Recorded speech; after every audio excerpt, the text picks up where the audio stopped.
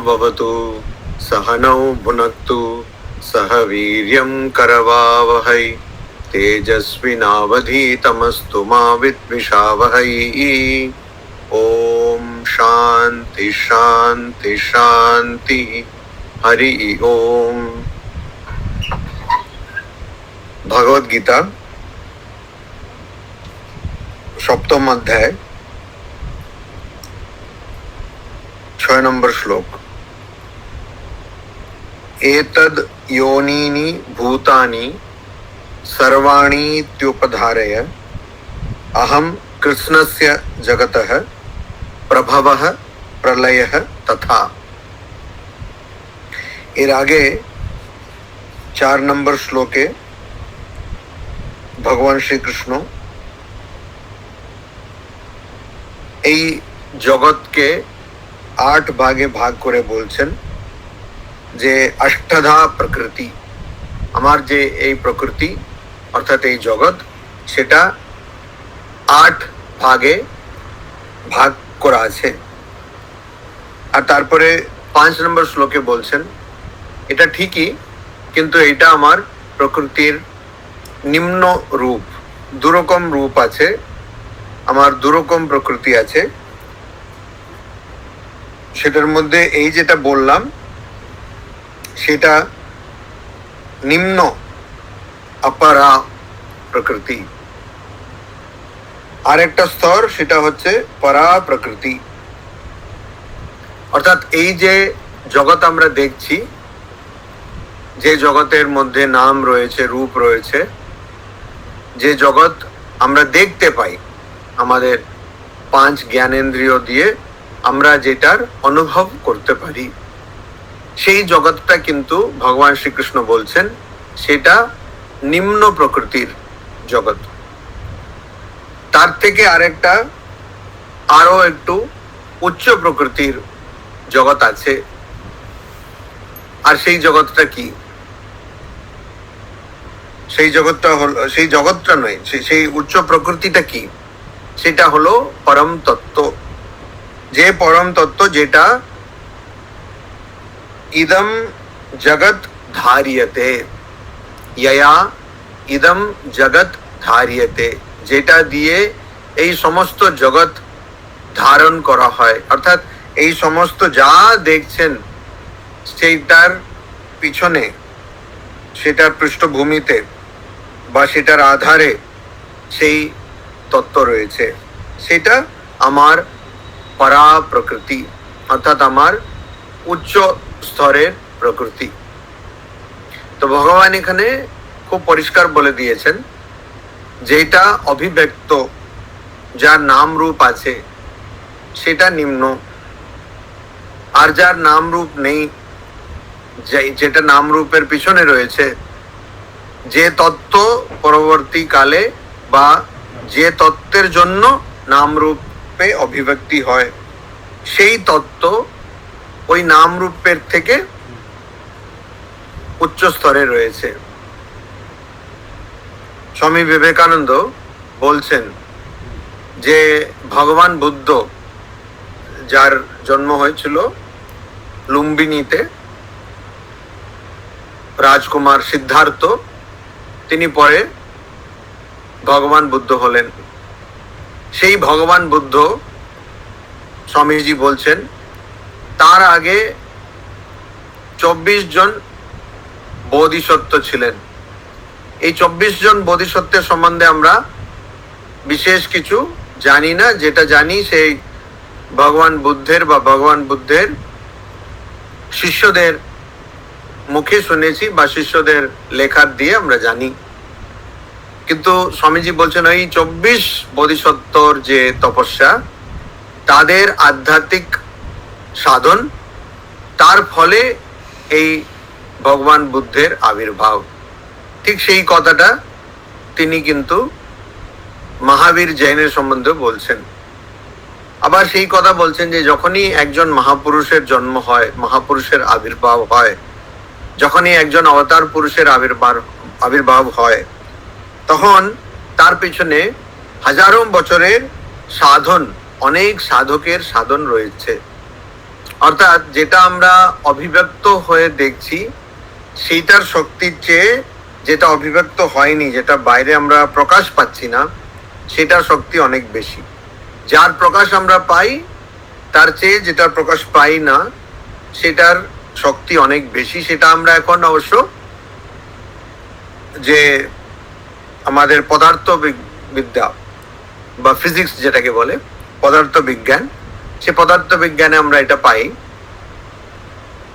ইলেকট্রনকে আজ অব্দি কেউ দেখতে পায়নি, কিন্তু ইলেকট্রনের মধ্যে অসীম শক্তি রয়েছে, যার জন্য ওটা থেকে নিউক্লিয়ার বোমা অব্দি তৈরি করা হয়।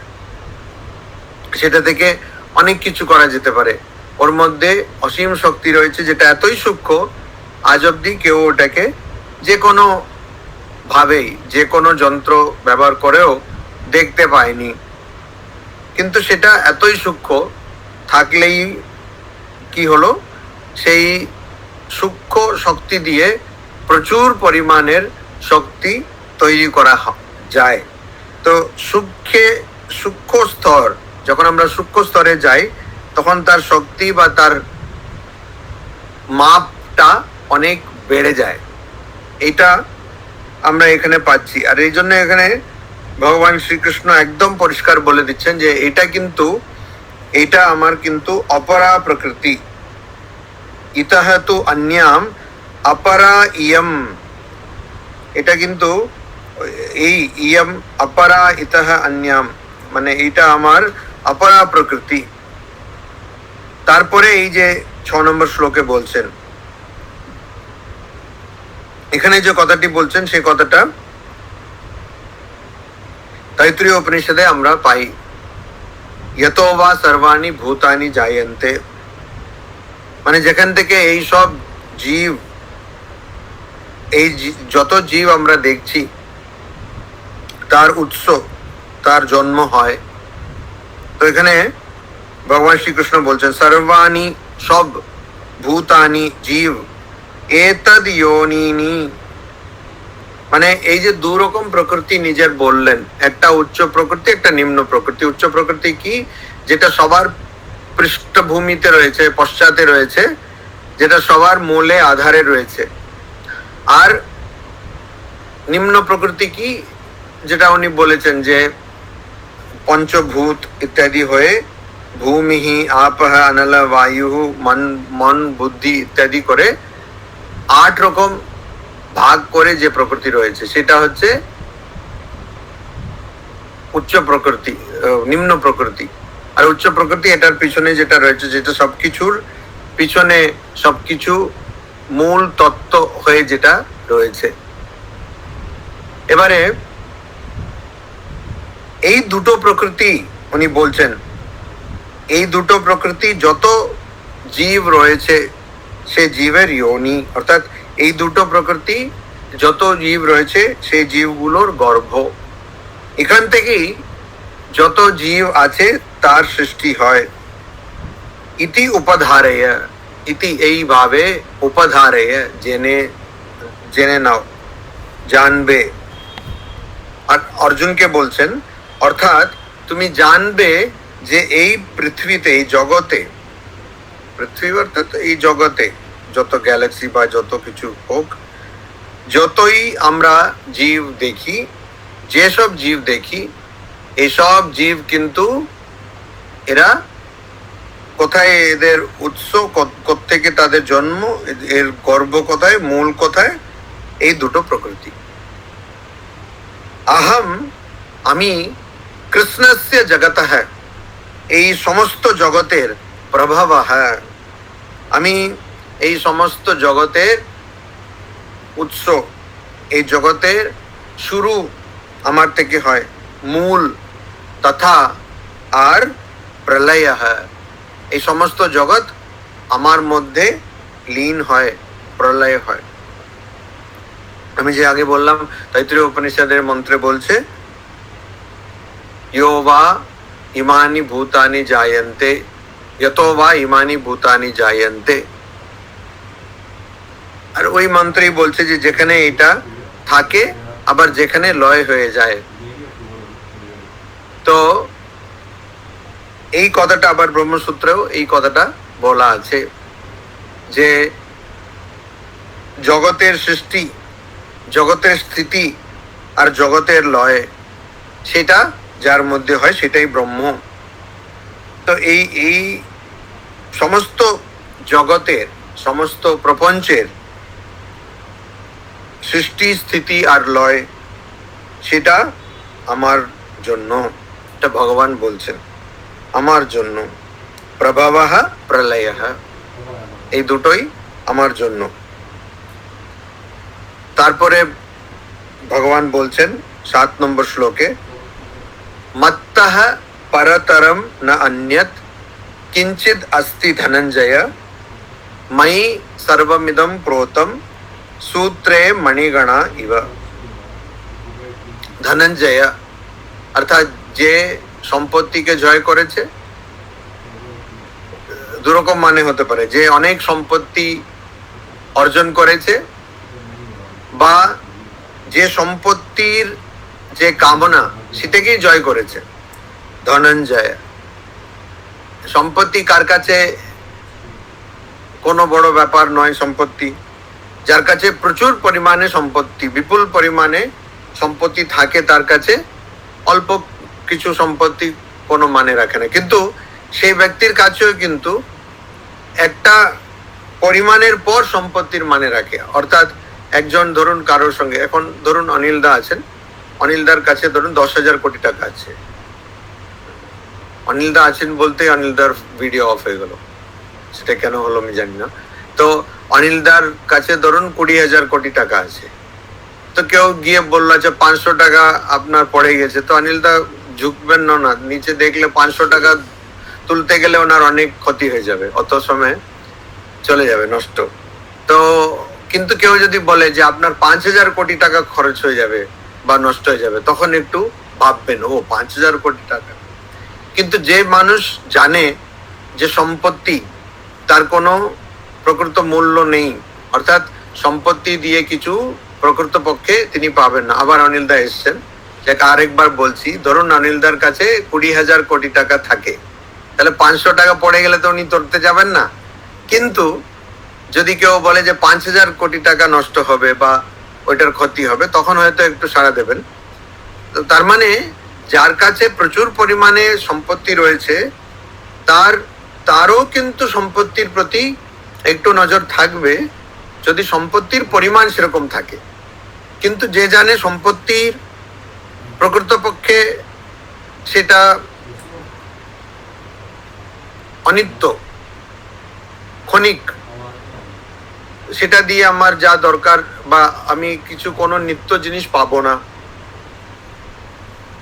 ওটা শুধু কিছুক্ষণের জন্য থাকবে, তো চিরস্থায়ী কিছুই আমি সেই সম্পত্তি দিয়ে পাবো না, এটা যে জানে, তার কাছে সম্পত্তির পরিমাণ যতই হোক না কেন সেটা ওকে বেশি কিছু বিচলিত করবে না, সেটা দিয়ে সে খুব বেশি তার মাথা ঘামাবে না। তো এই জিনিসটা এখানে এই দুটো মানেতেই ধনঞ্জয় কথাটার মানে আমরা ধরতে পারি। তো এখানে বলছেন ও ধনঞ্জয়, অর্থাৎ অর্জুনকে বলছেন, মত্তঃ আমার চেয়ে পরতরম উচ্চ বা উঁচু, অন্যত কিঞ্চিত না अस्ति, অন্য কিছু, অন্যত অন্য, কিঞ্চিত কিছু, না अस्ति নেই, মানে আমার চেয়ে বড় আর কিছু নেই। যখন বলছে আমার চেয়ে বড়, আমরা যখন বলি বড়, তো আমরা সবসময় বুঝি আকারে, বড় পাহাড়, বড় জঙ্গল। তো বলছে এটা কি রসগোল্লা, আমাদের ওখানে কলকাতায় বড় বড় রসগোল্লা পাওয়া যায়। এটা কি গোলাপ জামুন, আমাদের কলকাতায় বড় বড় গোলাপ জামুন পাওয়া যায়। এটা কি পান্তুয়া, আমাদের বড় বড় পান্তুয়া পাওয়া যায়। ওই জন্য তো এরকম করে বড়, এটা কি ভুড়ি, আমাদের ওখানে অনেক বড় বড় ভুড়ি পাওয়া যায়। তো এরকম বড়, সেটা আমরা আকারে বড় বুঝি। কিন্তু এখানে বড় বলতে যার পর নাই বড়, তার মানে ওর চেয়ে উচ্চ অবস্থায় কিছু নেই, উচ্চ অবস্থায় কিছু নেই। তো বড় বলতে একটা আমরা আকারে বুঝি, আর একটা আমরা স্তরে বুঝি। এটা সবচেয়ে বড় মানে সে সবচেয়ে বড় মানুষ মানে এমন নয় যে ওর খুব বিশাল তার চেহারা, এরকম না। বড় মানুষ মানে তিনি এমন একটা অবস্থায় রয়েছেন যে তিনি তার শক্তি, তার বল অনেক বেশি। তো এটা একটা আমরা বুঝি। তো এখানে বড় বলতে মাত্তা হ্যাঁ আমার চেয়ে পরতরম, আমার চেয়ে বড় অন্যত কিঞ্চিত না আস্তি, আর কিছু নেই। তবে এখানে মজার ব্যাপার, আমরা সবাই তো এটাই বলে থাকি, বেশিরভাগ মানুষ এটাই বলে, আমি আমাকে চিনো, বিশেষ করে দিল্লি টিল্লি হলে, জানো মেরা বাপ কোন হ্যাঁ, এরকম একটা কথা বলে। তো আমার বাবা কে জানো, আমি কে জানো, ইত্যাদি। তো সবাই মনে করে সে বড়, সে মনে করে, কিন্তু প্রকৃতপক্ষে কে বড়? প্রকৃতপক্ষে ভগবান বড়, প্রকৃতপক্ষে ভগবান বড়, বাস্তবিক অর্থে ভগবান বড়। তো সেটাই ভগবান বলছে, আমার চেয়ে বড় কেউ হতে পারে না। কেন? কেননা এই জগতে যেটাই আমরা দেখছি তার সৃষ্টি কোথায় হচ্ছে? আমার কারণ, আমার জন্য হচ্ছে।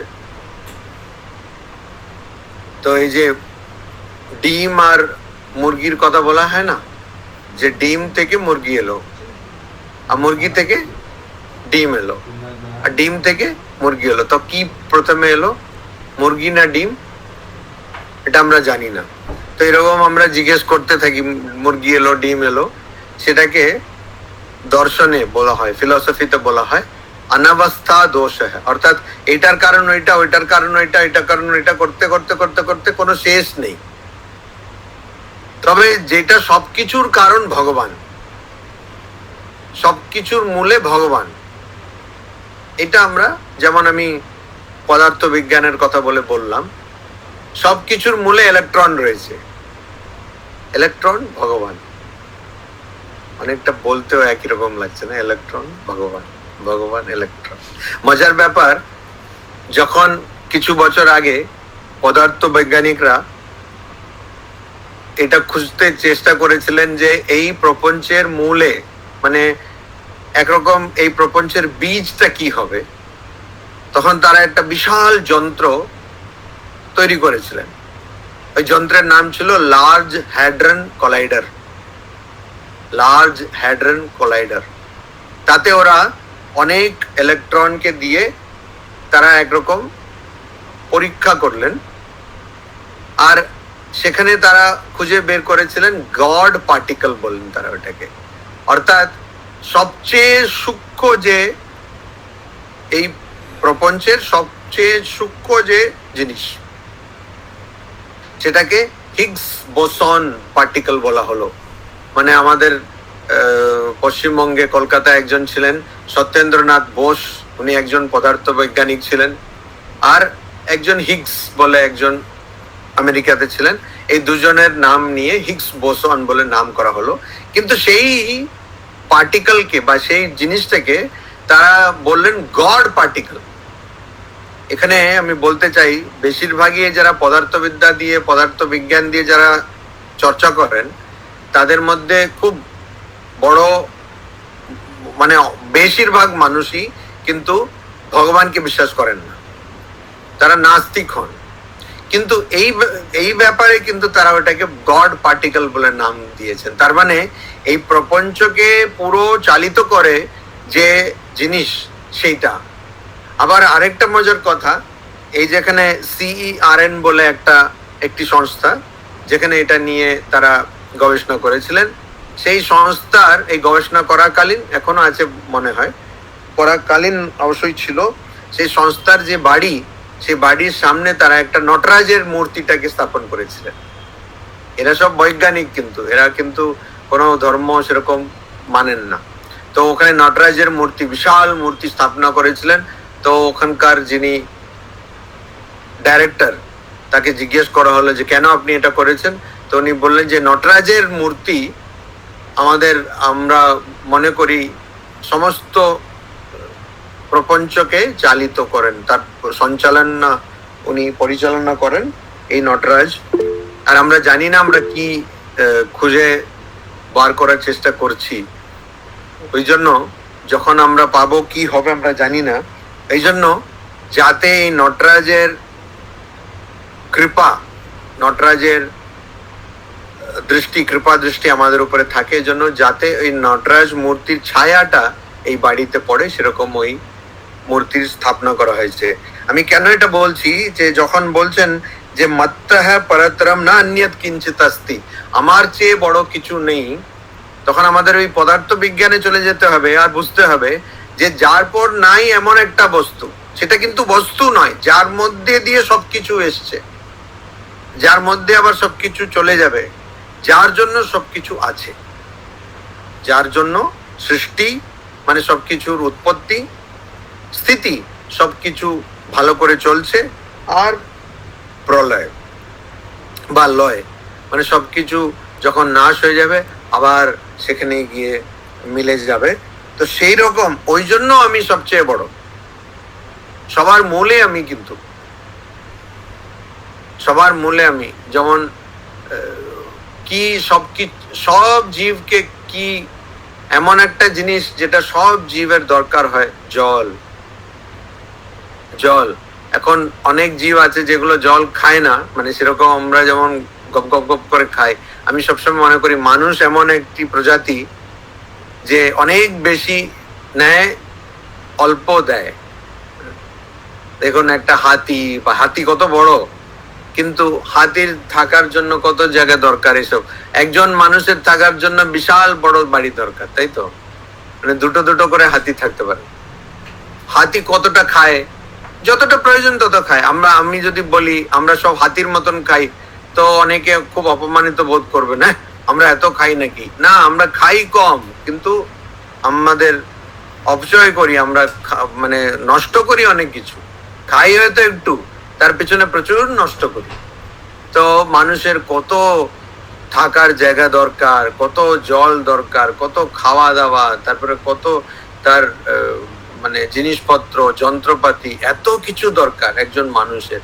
কিন্তু দেখবেন জঙ্গলে কত হাজারো পাখি আর পশু থাকছে, তাদের অতটা প্রয়োজন নেই, আবার তারা কতটা দেয় প্রকৃতি। তো মানুষ একটা খুবই, যন্ত্র বললে খুব বেশি, মানে বা গাড়ির কথায় বললে খুব কম মাইলেজ দেয় এমন একটা গাড়ি, অনেক তেল খায় কিন্তু অল্প একটু মাইলেজ দেয়, 1 কিলোমিটার যাওয়ার জন্য 10 লিটার পেট্রোল খায়, এরকম। তো আমরা দেখি যে জল কিন্তু সব এমন জীব আছে যেটা হয়তো, যেমন আমরা ফ্রিজে খুললাম, গড়গড় গড় করে জল খেলাম, বা কোথাও জল ছিল গড়গড় গড় করে খেয়ে নিলাম। হ্যাঁ, এখন তো সবাই মিনারেল ওয়াটার খায়, জানে না মিনারেল ওয়াটার হয়তো সে কল থেকে ভরে করছে, জানি না তো আমরা। তো এই যে মিনারেল ওয়াটার খাচ্ছে এসব, তো অনেক প্রাণী ওরকম খায় না। কিন্তু জল, এই যে আমাদের পরিবেশে যে জলটা থাকে, তাদের ওটা লাগবে, ওটা প্রয়োজন। জল ছাড়া জীব থাকতে পারে না, আজ অব্দি আমরা যেটা জানি, আপাতত আমরা জানি যে জল ছাড়া জীব থাকতে পারে না। তো এই জন্য আমরা এখন খুঁজছি যে কোন গ্রহে জল আছে, মানে পৃথিবী ছাড়া অন্য কোথায় জল আছে, কেন আমাদের আর পৃথিবী দিয়ে আর হচ্ছে না।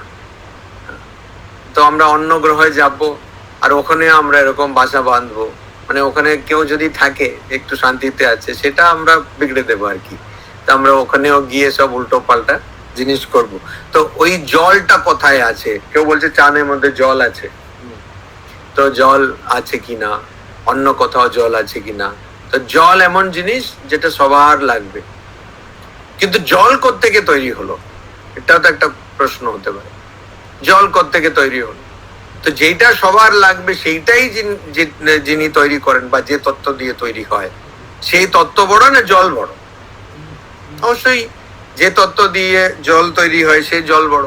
তো এই জন্য ভগবান সবচেয়ে বড়, কেন আমরা আমাদের যা লাগবে, জল বলো, অক্সিজেন তো সবার লাগে না, যেমন গাছগুলো কার্বন ডাইঅক্সাইড নিয়ে অক্সিজেনটা ছাড়ে। তো আমাদের যেটা লাগবে সেগুলো সবই যে দিচ্ছে, বা যে তত্ত্বের জন্য দিচ্ছে, সেই সবচেয়ে বড়, সবার মূলে রয়েছে। আর সূত্রে মণিগণাঃ ইব ইদম সর্বম ময়ি প্রোতম। সূত্রে মানে একটা সুতোতে, মণিগণাঃ মুক্ত যদি থাকে, মুক্তের মালা। তো মুক্তের মালা একটা সুতোতে করা হয়, তো মালাকে প্রেরণা হয়, বাঁধা হয়। তো এরকম একটা সুতোতে মুক্তের মালা যেমন আছে, তো এই মুক্তের মালার যে সুতো, সে তো প্রত্যেক মুক্তের মধ্যে রয়েছে। সেরকম ইদম সর্বম ময়ি প্রতম, এই যে জগৎটা তুমি দেখছো, এই জগতে সবকিছুর মধ্যে আমি রয়েছি, সবকিছুর মধ্যে আমি ছড়িয়ে রয়েছি। আমরা সাধারণত কি করি, ভগবান ভগবান বললে আমরা কি, মানে যেটা দেখতে খুব সুন্দর সেটাকে আমরা সাজাই তো ভগবান বলে। তো প্রশ্ন একটা যদি করি, টিকটিকির মধ্যে ভগবান আছে কিনা? কি মনে হয়, টিকটিকির মধ্যে ভগবান আছে কিনা? যদি কেউ বলে না নেই, তার মানে এমন একটা অবস্থা দাঁড়াবে যে এমন একটা জায়গা আছে যেখানে ভগবান নেই। সেটা কি হতে পারে? ভগবান কি সব জায়গায় রয়েছেন, না শুধু একটা জায়গায়? বলছে না, এই জায়গাটা টিকটিকি না এখানে। আচ্ছা, ওয়াশরুমে ভগবান আছেন কিনা? যে না, ওয়াশরুমে ভগবান কেন থাকবেন না বাবা? তো ভগবান সর্বব্যাপী যখন, তখনই তো ভগবান হবেন। তখন উনি টিকটিকির মধ্যেও থাকবেন, বৃক্ষের মধ্যেও থাকবেন, সবকিছুর মধ্যে থাকবেন। কিন্তু আমরা সেটাকে ওরকম ওইভাবে নিতে পারি না। আমাদের কাছে যেটা আমাদের কাছে ভালো লাগে, আমরা সেটাকেই, যেমন আমরা আমের মধ্যে ভগবানকে খুঁজে পেতে পারি, কিন্তু করলার মধ্যে ভগবানকে হয়তো ততটা পাবো না। যেটা আমাদের কাছে মিষ্টি, যেটা আমাদের কাছে ভালো, আমরা শুধু সেটার মধ্যেই ভগবানকে দেখি। তো ভগবান একজন খারাপ মানুষের মধ্যে ভগবান আছে, তা বললে যদি একজন বলে যে না, তাহলে তো কোনো দরকারই নেই, আমি আজ থেকে শুধু খারাপ কাজটাই করব, ভগবান তো এমনি তো রয়েছেনই, সেটা না। ওখানে মানেটা হলো যে ভগবান সব জায়গায় সর্বব্যাপী, সব জায়গায় ছড়িয়ে রয়েছেন। কিরকম ছড়িয়ে রয়েছেন? যেমন একটা মালার মধ্যে সুতোটা ছড়িয়ে রয়েছে, দুটো মুক্তের মাঝখানে যেটা একটু অন্তরাল থাকে, সে অন্তরালের মধ্যেও কিন্তু সুতো রয়েছে। তো ভগবান ছড়িয়ে রয়েছেন, সব জায়গায় রয়েছেন, প্রত্যেক কণার মধ্যে ভগবান রয়েছেন। সূত্রে মণিগণা ইবা, যেমন একটা মুক্তের মালার মধ্যে যেমন সুতোটা থাকে, সেরকম ভগবান, মানে আমি এই জগতে সব জায়গায় ছড়িয়ে রয়েছি, কারণ আমি তো এই জগতের কারণ। এটা কিরকম, কোন কাপড়টা যদি নেওয়া হয়, কাপড় কি দিয়ে তৈরি হয়? সুতো দিয়ে তৈরি হয়। এবারে সুতোগুলোকে সব এক একটা করে, অনেক সময় হয় না, কাপড় একটু কিছু কোথাও হয়ে গেছে, একটা সুতো বেরিয়ে আসছে, তো অনেক সময় কি করে কেউ, বিশেষ করে ছোটরা বলে এটা তো বেরিয়ে আসছে, ওটাকে টানবে। ওটা ওরকম পুরো টানলে কাপড়টা আর বেঁচে থাকবে? কাপড়ে তো শুধু সুতো না, ওই এক একটা করে টানলে তারপরে দেখা গেল বিশাল ওখানে একটা মানে বিশাল কাপড়টা ফেটে গেছে। অবশ্য এখন তো ওটা ফ্যাশন, যতটা ফাটবে ততটা দাম বেশি। যাই হোক, তো এরকম করে ওই সুতোটাকে তুলতে হবে। তো ওই জিন্স যেটা, সেটা কি দিয়ে বানানো? সুতো দিয়ে বানানো। সুতো ছাড়া কি জিন্স বা যে কোনো কাপড় থাকতে পারে না? থাকতে পারে না,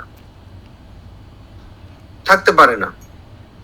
আগেকার দিনে খুব এই ঘটগুলো ব্যবহার করা হতো, ওই জন্য যতই শাস্ত্র গ্রন্থ সেগুলোতে সব ওই ঘটের উদাহরণ দেওয়া হতো। ঘট কি দিয়ে তৈরি? মাটি দিয়ে তৈরি। তো সেটা মাটি না থাকলে ঘট তৈরি হবে কি? হবে না, হবে না। তো এরকম যদি কেউ কি বলে এটাকে, নুডলস, সে নুডলস যদি চাউমিন খেতে চায়, গম ছাড়া বা চাল ছাড়া চাউমিন তৈরি হবে? হবে না। হয় চালের নুডলস হয়, রাইস নুডলস হয়, নাহলে বিট নুডলস হয়। এটা ছাড়া কি তৈরি হবে? হবে না, সেটা তো সম্ভব না। বিরিয়ানি যদি কেউ খেতে চায়, বলে ভাত ছাড়া বিরিয়ানি দাও, হবে? হবে না। আর বাঙালি হলে আলু ছাড়াও বিরিয়ানি হবে না, আলু তো মেইন ওটার মধ্যে। তো এখানে ওটা সব ছড়িয়ে রয়েছে, যেটা দিয়ে ওটা তৈরি, সেটাকে আমি যদি বাদ দিয়ে দিই, দুধ ছাড়া আমাকে চা দিন বলে অনেকে, বলে দুধ দুধ ছেড়ে দিন, বাদ দিয়ে দিন, চিনি বাদ দিয়ে দিন, তারপরে শুধু তাহলে ওটা চা বাদ, বাকি কি রইল। আবার আজকাল একটা অদ্ভুত পদার্থ অনেকে খায় বলে গ্রিন টি, জঘন্য একটা জিনিস খায় কেন? কেউ বলেছে এটা খেলে ভালো, তো বিষ খেলেও তো ভালো, একটু একটু করে খেলে একদিন তো মরেই যাব। তো যাই হোক, তো এই যে ছড়িয়ে রয়েছে জিনিসটা, যেটা ছড়িয়ে রয়েছে, আমরা যদি বলি প্লাস্টিকটা আমরা একদম বাদ দিয়ে দেবো, প্লাস্টিক বাদ দিয়ে দেবো, প্লাস্টিক এমন প্লাস্টিক বাদ দেব যেটা নিজে থেকে ডিকম্পোজ হয় না, অর্থাৎ নিজে থেকে যেটা নষ্ট হয় না সেইটা বাদ দেব। কিন্তু প্লাস্টিক বাদ দেওয়া যাবে না। মোবাইলে কি আছে? প্লাস্টিক আছে। ল্যাপটপে কি আছে? প্লাস্টিক আছে। টিভিতে কি আছে? প্লাস্টিক আছে। বসছি যে চেয়ার, ওটাতে কি আছে? প্লাস্টিক আছে। সমস্ত ওয়াশরুম বা রেস্টরুম বা বাথরুম, আমাদের সময় এটাকে বাথরুম বলা হতো, এখন রেস্টরুম বলা হয়। আমি কিছু একদিন আগে তামিলনাড়ু গেছিলাম, ওখানে এই রেস্টরুম কথাটাকে এমন অদ্ভুত তামিলে অনুবাদ করেছে, বলছে বিশ্রাম গ্রহ। মানে তামিলে, মানে যেখানে বিশ্রাম করা হয়, ওটা তো নয়। এটা ওটা মানে একদম আক্ষরিক অর্থে এটা মানে করে দিয়েছে। আমি দেখে আসছি, শুধু সঙ্গে যারা ভক্ত ছিল ওদেরকে দেখালাম, দেখো মানেটা কি, উল্টো পাল্টা। তো ওখানে প্লাস্টিক মাগ আছে, প্লাস্টিক বাকেট আছে, প্লাস্টিককে কি আমরা বাদ দিতে পারবো না। ছড়িয়ে রয়েছে মোবাইলে 95% জিনিস হচ্ছে প্লাস্টিক, মোবাইল ফোনে, তো প্লাস্টিককে আমরা বাদ দিতে পারবো না। তো সেরকম যেটা দিয়ে একটা জিনিস তৈরি, সেটাকে আমরা বাদ দিতে পারবো না, দিই যদি, তাহলে ওই জিনিসটাই থাকবে না। তো এখানে যে পরম তত্ত্ব, কেন পরম তত্ত্ব? ভগবান তো আগে বলে দিয়েছেন আমার দুরকম প্রকৃতি আছে। একটা সেটা যেটা চৈতন্য, সেটা বলছেন, এটা একটা হচ্ছে আমার চৈতন্য, আর জীবভূতাম, জীবভূতাম 5 নম্বর শ্লোকে বলছেন। জীবভূতাম মানে জীবনের যে আধার, যেটা জীবনের বৃত্তি, যেটাকে দিয়ে জীবনটা দাঁড়িয়ে রয়েছে, মানে চৈতন্য, কনসিয়াসনেস। তো সেই চৈতন্য, সেটা হচ্ছে উচ্চ প্রকৃতি। নিম্ন প্রকৃতিটা কি? এই 8 রকম বলে দিয়েছেন। ভূমি, পৃথিবী, আপহ জল, অনলহ মানে অগ্নি, বায়ু, তারপরে খম মানে আকাশ, তারপরে মানস আর বুদ্ধি আর অহংকার, এই 8টা জিনিস। তো আমরা যে সবকিছুর পশ্চাতে রয়েছে, সবকিছুর আধারে রয়েছে, সেটা চৈতন্য। আর এই 5 মহাভূত আর মন, বুদ্ধি আর অহংকার ছাড়া তো আর কিছু নেই। এইগুলো সবই ভগবান। এটাই যদি ভগবান হয়, তাহলে এটা ছাড়া তো আর আমরা জগতে কিছু পাচ্ছি কি? ওই যে 5টে ভূত বলতে ভাগভূত আয় সেটা না, পঞ্চ মহাভূত মানে আকাশ, বায়ু, অগ্নি, আপহ বা জল আর পৃথিবী। এই যে 5টা 5 এলিমেন্টস বলা হয় ইংরেজিতে, এইটা আর মন, বুদ্ধি, অহংকার, অহংকার মানে আমি আমি আমি, এই যে চিন্তা, এটাকে বাদ দিলে জগতে কিছু আছে? আর তারপরে সবকিছুর ঊর্ধ্বে রয়েছে চৈতন্য, কনসিয়াসনেস। তো এইটাই ভগবান। তো এইটা যদি ভগবান হয়, তাহলে এই ভগবান ছাড়া তো আর এই জগতে কিছু নেই। আর তাহলে আমাদের বুঝতে হবে ভগবানের চেয়ে বড় এই জগতে কিছু থাকতে পারে না। ওই অর্থে আমাদের বুঝতে হবে মত্তঃ পরতরম না অন্যত কিঞ্চিত না আস্তি, আমার চেয়ে বড় আর কিছু নেই। কেন? যা আছে ওটা আমি। ওটা ওই রকম, মানে বিরিয়ানিতে ভাত ছাড়া বিরিয়ানি কি করে হবে? হবে না, হবে না। চায়ের মধ্যে সবকিছু বাদ দিতে পারবে, চা পাতা বাদ দিতে পারবে, তাহলে তো ওটা চা রইলো না। চায়ের মধ্যে চিনিটা বাদ দিয়ে দাও, দুধ বাদ দিয়ে দাও, ব্ল্যাক টি, ঠিক আছে, কিন্তু চা পাতা বাদ দিয়ে দিলে সেটা সেটা চা পাতা চা হতে পারে, তারপরে এই ডাস্ট টি হতে পারে, কিন্তু চাটা বাদ দেওয়া যাবে না, তাহলে তো চা হবে না। ঠিক।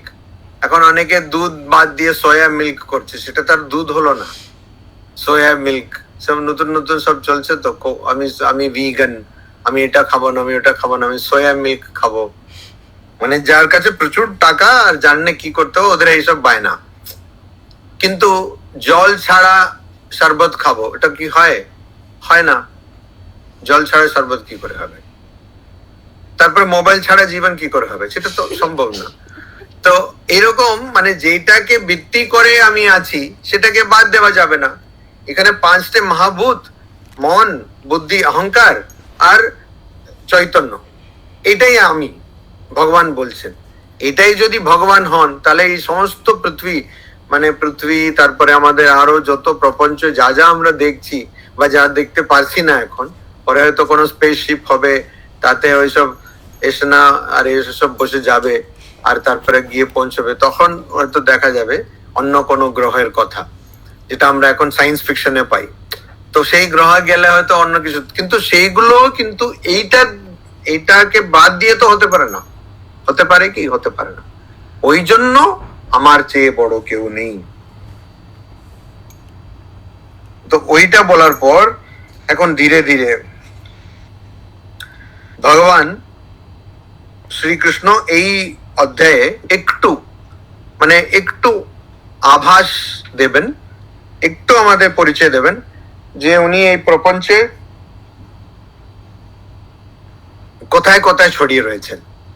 কিন্তু সেটা আরো বিস্তৃত ভাবে, বিশদ ভাবে দশম অধ্যায়ে উনি বলবেন। দশম আর একাদশ অধ্যায়ে উনি আরো বিশদ ভাবে বলবেন। এখানে একটু বলবেন। এখন বলেছেন তো যে আমি ছড়িয়ে রয়েছি। এখন ছড়িয়ে রয়েছে মানে কিরকম ছড়িয়ে রয়েছেন?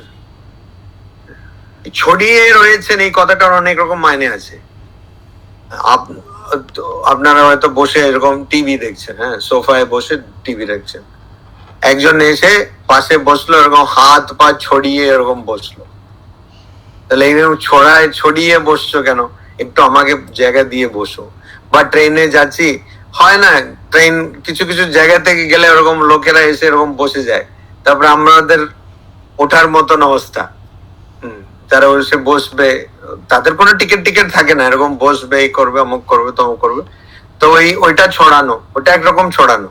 কিন্তু এটা ওই রকম ছড়ানো না, এটা হচ্ছে ওই ইলেকট্রন যেমন ছড়িয়ে আছে সেরকম। মানে বুঝতেই পারছি না যে ছড়িয়ে আছে, কেননা সব জায়গায় রয়েছে। তো মাছ যে জলে রয়েছে তার কাছে জল কি? আমরা তো যখন তেষ্টা পাই জল খাই, মানে বেশিরভাগ মানুষ তেষ্টা পেলে জল খায়। তো মাছ কিন্তু কি করে? মাছের কাছে জল ওরকম খাওয়ার জিনিস নয়, মাছের কাছে জলটাই জগৎ, তাই তো? মাছের কাছে জলটাই জগৎ, আমাদের কাছে অক্সিজেনটাই জগৎ। করোনা যখন এলো তখন বোঝা গেল তো অক্সিজেন ছাড়া আমাদের একদম চলবে না। তো যেটা সব জায়গায় ছড়িয়ে রয়েছে, এতটা ছড়িয়ে রয়েছে যে আমরা খেয়ালটাও করি না যে এটা ছড়িয়ে রয়েছে। এটাই হচ্ছে আমাদের আসল ব্যাপার। অনেকে বলেন না যে যারা খুব কাছের মানুষ তাদের আমরা বুঝি না, যত গালাগাল তাদেরই দেয়, মানে বিশেষ করে মা বাবাকে যত গালাগাল দিই আমরা, তারপরে যখন একটু দূরে চলে যায় তখন বলে বাহ, মা কত দেখতেন, বাবা কত খেয়াল রাখতেন ইত্যাদি। তো যখন পাশে আছে তখন বুঝতে পারি না। হিন্দিতে একটা প্রবাদ আছে, ঘর কি মুরগি ডাল বরাবর। আর এটা আমি জানি না, এটা নিশ্চয়ই যে লিখেছে সে আমিষাশী ছিল, নিরামিষ তো ছিল না, কেন তার কাছে মুরগি আর ডাল, মুরগির দাম বেশি। যেই বলেছে এই প্রবাদটা। তো যেটা আমাদের কাছে রয়েছে, ছড়িয়ে রয়েছে, সেটাকে আমরা বুঝি না, কেন এতই ছড়ানো যে সেটা আমরা সেটাকে ধরেই নিই যে এটা আছে, বা ভুলেই যাই, বা ইংরেজিতে বলি না টেকিং ইট ফর গ্রান্টেড। তো আমরা, আমাদের অবস্থা সেরকম। তো এই জন্য ভগবান শ্রীকৃষ্ণ এখন বোঝাতে চাইছেন যে কিরকম ছড়িয়ে আছে। এই ছড়িয়ে আছি, প্রতা মানে ছড়ানো। তো ওতা প্রতা এরকম কথা আছে। তো ছড়িয়ে ছিটিয়ে আমরা বলি না বাংলাতে, তো এরকম ছড়িয়ে রয়েছে। তো কিরকম ছড়ানো সেটা ব্যাখ্যা করছেন। 8 নম্বর শ্লোকে বলছেন, রসোহম অপ্সু কৌন্তেয় প্রভাস্মি শশি সূর্যয়োঃ প্রণবঃ সর্ববেদেষু শব্দঃ খে পৌরুষম নৃষু। কৌন্তেয় অর্থাৎ কুন্তির পুত্র, কুন্তি, কুন্তির পুত্র কৌন্তেয়। এবারে আমি এর আগে অনেকবার বলেছি, আবার বলছি, ভগবত গীতায় শ্রীকৃষ্ণ অর্জুনকে যেরকম সম্বোধন করছেন, যেরকম অর্জুনকে ডাকছেন নানান জায়গায় নানান নাম দিয়ে, এই কিছুক্ষণ আগে আমরা দেখলাম ধনঞ্জয়, ধনঞ্জয় বলে ডাকছেন, মানে এর আগের শ্লোকেই ধনঞ্জয় বলে ডাকছেন, তারপরে পার্থ বলে ডাকেন, মহাবাহু বলে ডাকেন, এখানে কৌন্তেয় বলে ডাকছেন, কুন্তির পুত্র। তো প্রত্যেক জায়গায় ওটার একটা বিশেষ অর্থ আছে। এই যে ডাক, সেটাও ওই জায়গার অনুযায়ী, ওই সন্দর্ভ অনুযায়ী, ওই সময় ওই বিষয় অনুযায়ী শ্রীকৃষ্ণ ডাকছেন। উনি বলছেন, হে কুন্তির পুত্র, আহম, আমি, আপসু, জলের মধ্যে, রসহ, জলের রস। এবারে জলের রস বলতে কি, অনেকটা ওই বিরিয়ানির আলুর মতন, মানে বিরিয়ানি, পশ্চিমবঙ্গে বিরিয়ানি, বিশেষ করে কলকাতার বিরিয়ানি আলু, সব জায়গার বিরিয়ানির আলু নয়, এটা বুঝতে হবে। অন্য জায়গায় বিরিয়ানিতে আলু দিলে লোকেরা গালাগাল দেবে, এখানে আলু না দিলে গালাগাল দেবে, অনেক তফাৎ। তো মানেটা কি, যেমন বললাম না, চায়ের চা পাতা, চা পাতা ছাড়া চা হবে কি করে? তো রস জলের জন্য কি করে, আমরা আগেও দেখেছি, আবার একবার দেখতে অসুবিধা কিছু নেই। সৃষ্টি যখন শুরু হয়, প্রথমে হয় আকাশ। আকাশ মানে ইংরেজিতে বললে স্পেস। আকাশ মানে ওই উপরে যখন তাকাই, উপরে যারা তাকায়, বেশিরভাগ লোকেরা তাকালে শুধু ছাদটা দেখতে পারবে, কেন কেউ বাইরেই তো যাচ্ছে না, বাইরে গেলেই তো আকাশ দেখতে পারবে। এখন অনেক বড় বড় বাড়ির বড় বড় ছেলে মেয়ে, বড় বড় বলছি মানে যাদের কাছে খুব টাকা পয়সা আছে, খেতে পারে, তাদের বাড়িতে vitamin D deficiency, vitamin C, vitamin A deficiency. কেন কেউ সব তরকারি খাচ্ছে না, কেউ দুধ খাচ্ছে না, এসব খাচ্ছে না, শুধু ভাত খায়, তারপরে পিৎজা বার্গার খায়। ভাত মধ্যে কি আছে আমরা জানি, পিৎজা বার্গারের মধ্যে কি আছে কেউ জানে না। তো যাই হোক, তো ওইটা খায় ওরা। তো ওই জন্য এখন ভিটামিন ডি ডেফিসিয়েন্সি, কেন কেউ রোদ পাওয়াচ্ছে না, রোদের মধ্যে কেউ যাচ্ছে না। আজকালকার ছোট বাচ্চারা সবাই বাড়িতে এসি, আসলে সবার ঘরে না, বেশিরভাগই মানুষের ঘরে, বাড়িতে এসি, তারপরে গাড়িতে বসছে, বাসে, সেটা এসি, স্কুলে যাচ্ছে, ওগুলোও নাকি এসি।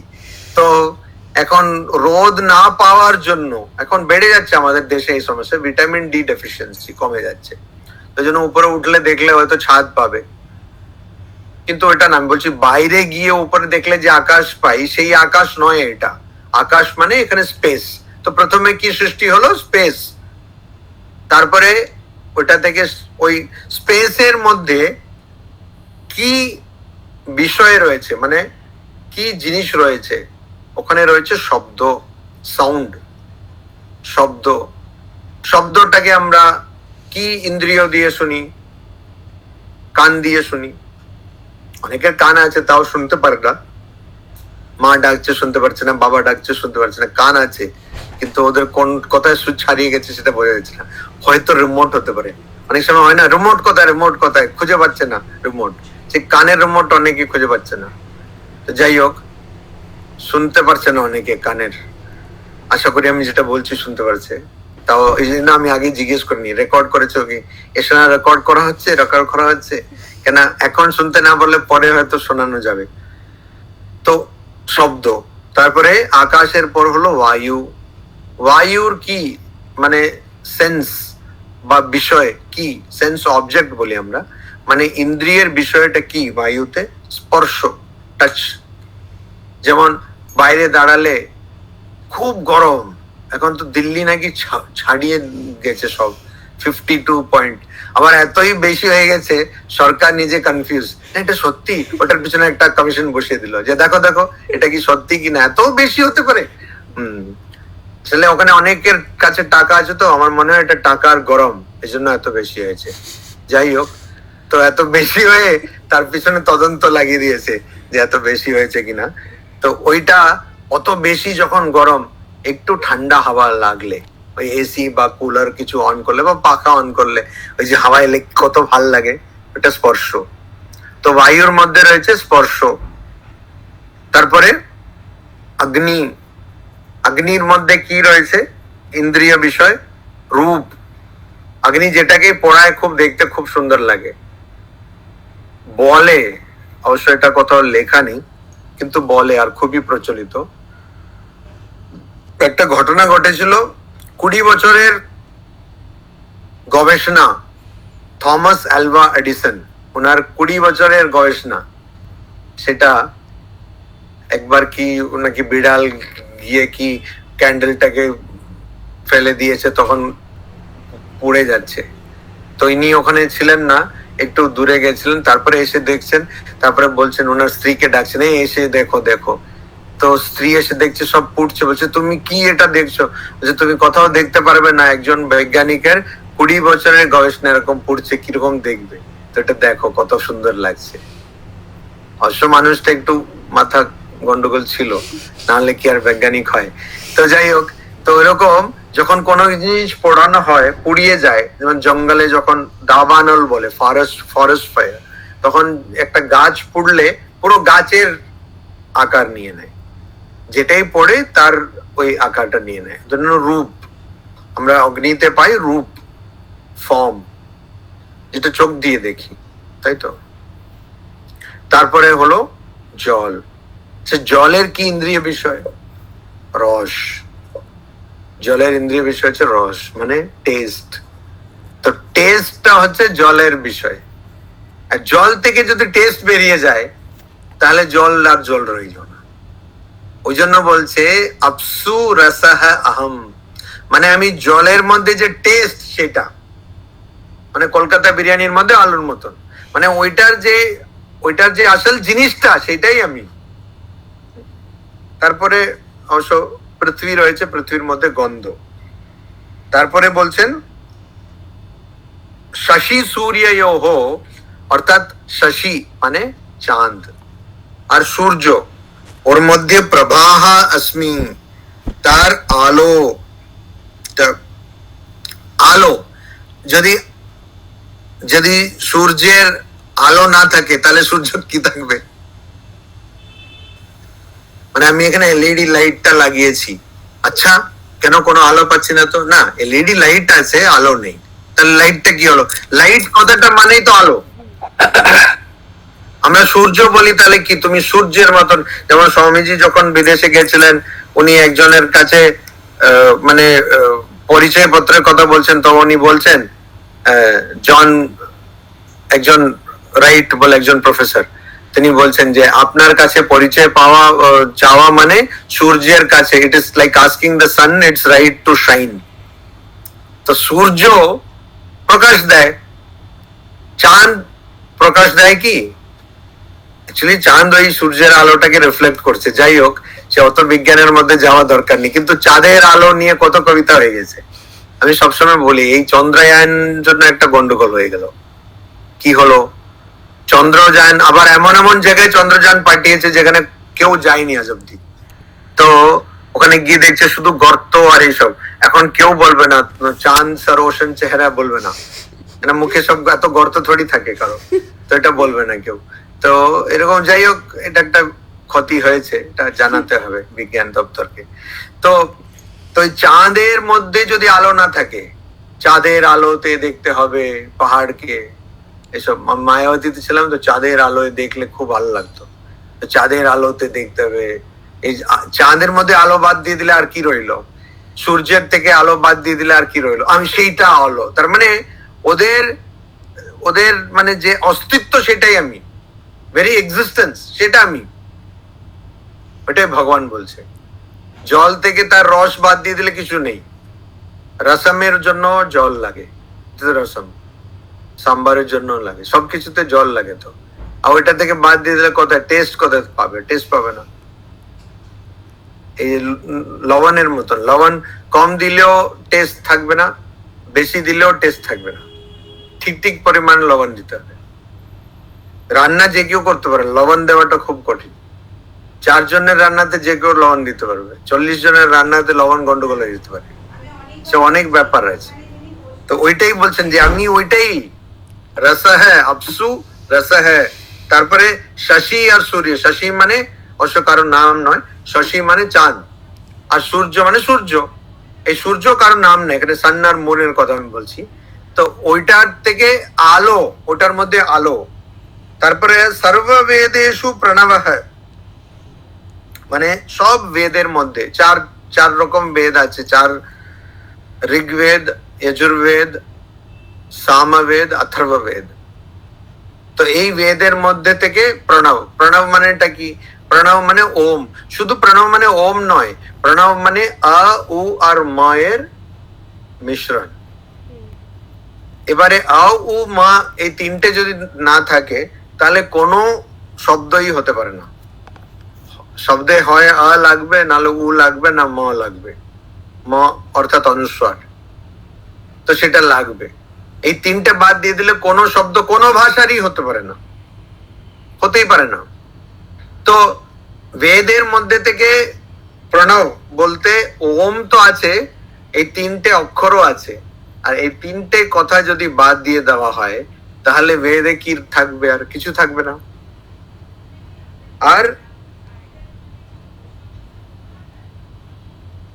খে, আকাশের মধ্যে শব্দ হ্যাঁ, আমি আগেই বললাম যেমন জলের মধ্যে রস, ঠিক সেরকম আকাশের মধ্যে শব্দ। তো আকাশ থেকে, আকাশের আমি শব্দ, আকাশ থেকে শব্দ বাদ দিলে আকাশ কিছু নেই, স্পেস কিছু নেই। আর নৃষু, মানুষের মধ্যে পৌরুষম, এটা একটা খুব বড় কথা, মানুষের মধ্যে পৌরুষম। বাট এখানে একটু ব্যাখ্যা দরকার আছে। আমি তার মানে যে কোনো জিনিসের ওই জিনিসটাকে যেটা বানায়, মানে চাকে চা পাতা দিলে চা হয়, ঠিক আছে, সেরকম দেখলে গ্রিন টিও চা, কিন্তু ওটাকে আমি চা মানতে চাইছি না, যাই হোক। তো চা পাতা দিলে চা হয়, ঠিক আছে। তো সেরকম যেটা দিয়ে যেটা হয়, মানে যেটা যে কোনো জিনিসের অস্তিত্ব, বা ইংরেজিতে বলতে গেলে যেটা দিয়ে কিছুটাকে ডিফাইন করা হয়, যেটা যে কোনো জিনিসের অস্তিত্ব দেয়, যেটা এখন চা আমি দিলাম, যেরকম জল, ওই বলছেন তো জল, ওই রস, তারপরে আকাশের শব্দ, ওইটাই আমি, মানে যেটা যে কোনো এর মধ্যে প্রাণ, তার মূলটা যেটা, তার আধারটা যেটা, সেইটাই আমি। আর এখানে বলছেন পৌরুষম নৃষু, নৃষু মানে মানুষের মধ্যে পৌরুষম, এটা একটা খুব বড় জিনিস, এটা একটু একটু গভীরে দেখতে হবে। তো আজকে হয়তো অতটা গভীর হবে না, তারপরে পরের সপ্তাহে আরো একটু গভীর যাব। আজকে একটু 4 ফিট যাব, তারপরে আরো 10 ফিট আরো গভীর যাব। এটা যারা বুঝতে পারেননি তারা অন্যদের কাছে জিজ্ঞেস করে নেবে। যাই হোক, তো আরো গভীরে ডেপথে যাব, ডেপথে। স্বামীজি বলছেন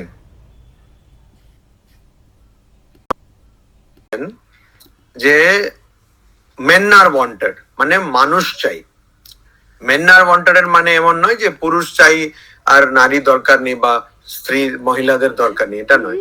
মানুষ যাদের মধ্যে মনুষ্যত্ব আছে সেরকম মানুষ চাই। ঠাকুর আর হুশ চেরা আছে তার মানুষ, সেই অর্থে দেখলে আমাদের মধ্যে বেশিরভাগ মানুষই বাতিল হয়ে যাবেন।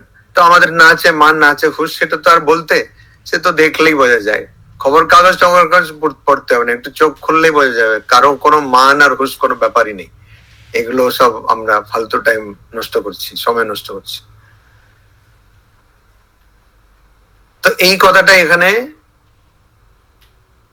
ভগবান শ্রীকৃষ্ণ বলছেন, মানুষের মধ্যে পুরুষ।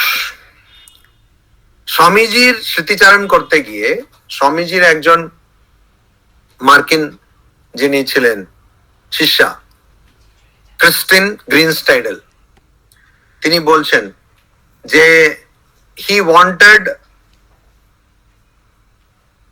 manliness from every man and similar quality from every woman for which there can be no name। মানে উনি চাইতেন যে সবাই মানুষ, এই যে পুরুষ মানুষের কাছে পৌরুষ চাইতেন স্বামীজি, আর মেয়েদের কাছেও সেরকমই একটা গুণ চাইতেন। এখন মেয়েদের কাছে পৌরুষ বলা যাবে না, তো ওমেনের কাছে ম্যানলিনেস বলা যাবে না, সেই মানে কথাটা ঠিক খাপ খায় না, কিন্তু সেই রকমই একটা গুণ চাইতেন যার কোনো নাম দেওয়া যাবে না, এরকম বলছেন। তার মানে এটা শুধু এমন নয় যে স্বামীজি বা ঠাকুর মেয়েদের ঘৃণা করতেন বা পছন্দ করতেন না, এরকম না, মনুষ্যত্ব তাদের কাছ থেকে চাইতেন, খাঁটি মানুষ হতে হবে, এটাই কথা।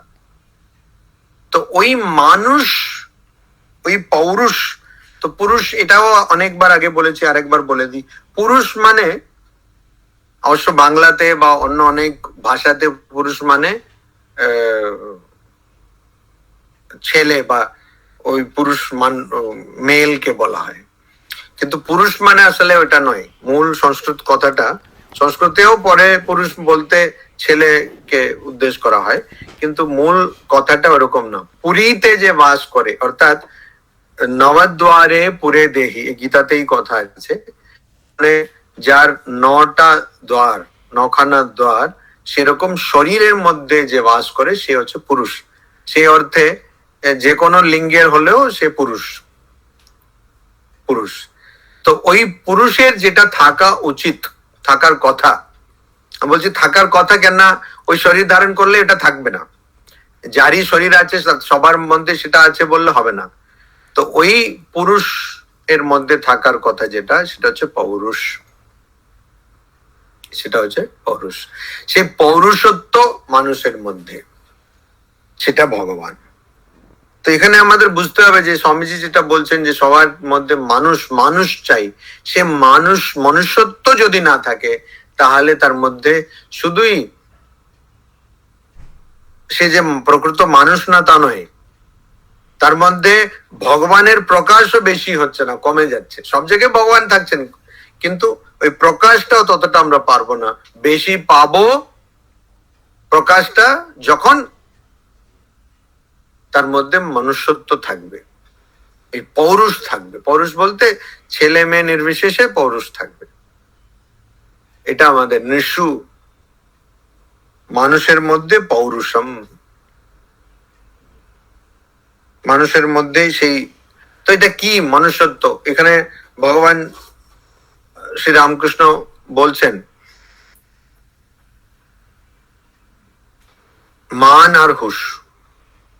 তো মান বলতে আমি কে, এই জ্ঞানটা, আমি কে, এই বোধটা, আমি কে। আর হুশ,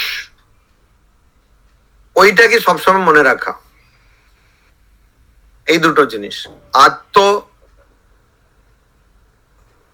জ্ঞান, নিজের সম্বন্ধে জ্ঞান, আর সেটাকে সবসময় ধরে রাখা, এর মান আর হুশ।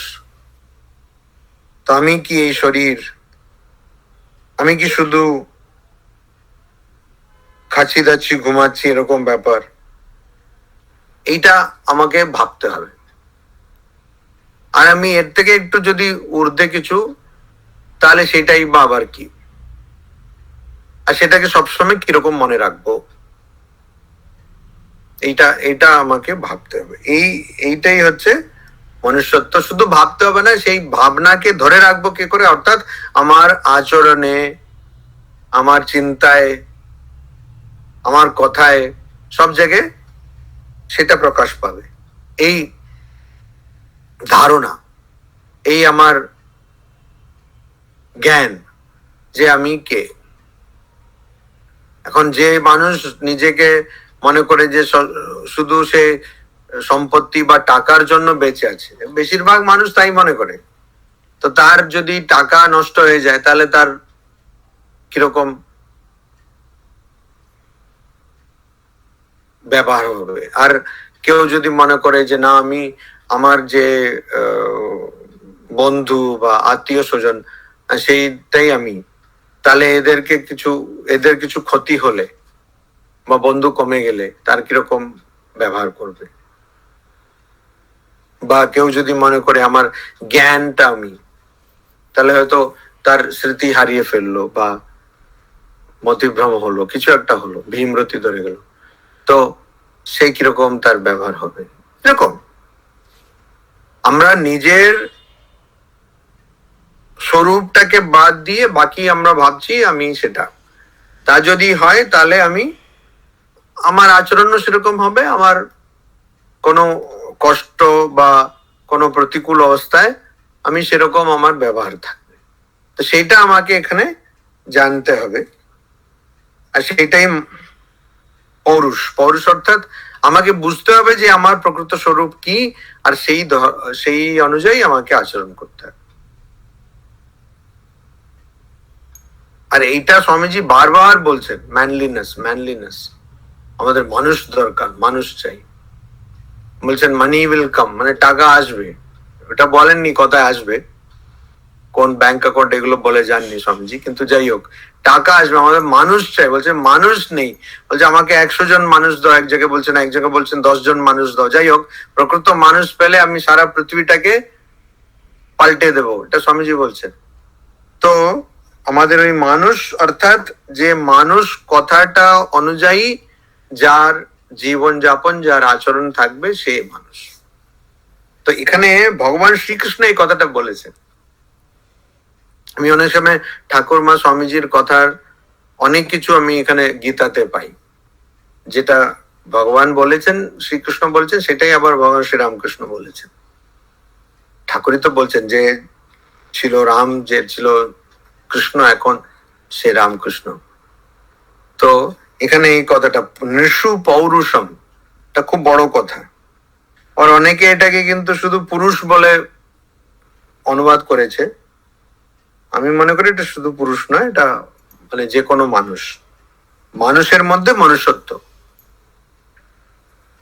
ওম শান্তি শান্তি শান্তি। হরি ওম তৎসৎ। শ্রীরামকৃষ্ণার্পণমস্তু।